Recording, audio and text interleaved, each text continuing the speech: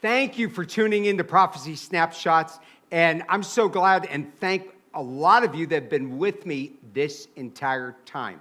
So today we are continuing looking at the new earth and the new heaven, or the holy city of God, where we are going to live for all eternity. And this is very, very exciting. So first thing I want to do, I want to take a look here at 1 Corinthians chapter 2, verse 9. I love this verse of scripture. Look what it says. I have not seen nor ear heard the things which God hath prepared for them that love him. You know, anybody who's suffering right now, I have a son that he just suffers. He really does physically. And we'll talk about heaven. It's wonderful as a believer to have something beautiful to look forward to. In fact, everything I look at that has beauty in this life, I say, oh, that reminds me of heaven. That sunrise, or that sunset, or those beautiful stars up in the sky. What a beautiful, we couldn't even imagine how wonderful and beautiful this is going to be. Now, let's go down here to Revelation chapter 21, verse 1. It says, now I saw the new heaven and the new earth. Do you see that? And this isn't something we're making up. The Bible's real clear about this. For the first heaven and the first earth were passed away. Again, the Bible tells us over and over again that the earth is growing old and the heavens are getting old. One day they will pass away.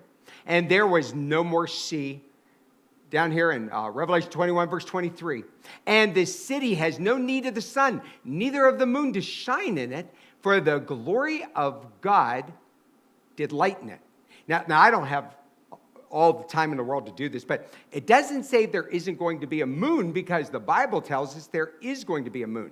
And it's going to be huge. And it's just there for beauty.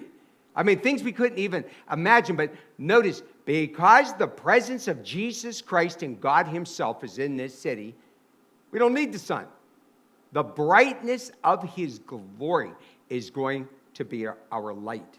Revelation 21, verse 24. And the nations which are saved shall walk in the light of it. And the kings, notice here, kings of the earth, do bring their glory and honor into it. Why is it saying that? Okay, that's not about our president. Definitely not. It's not about any other public leader. This is those who have been rewarded. Remember, there is a government in heaven. There are levels of authority, and it's all according to how you live. I said it before, and I'll say it again. You know, you don't want to be a fruit picker.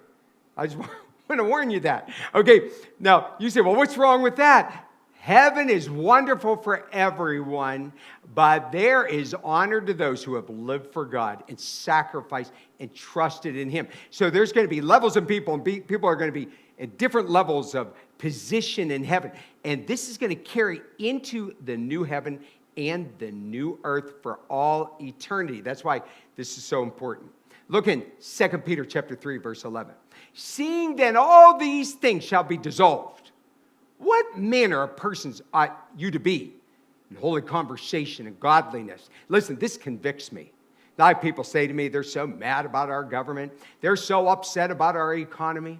We're just so mad at the liberals. Listen, I'm not mad at them. I feel bad for them.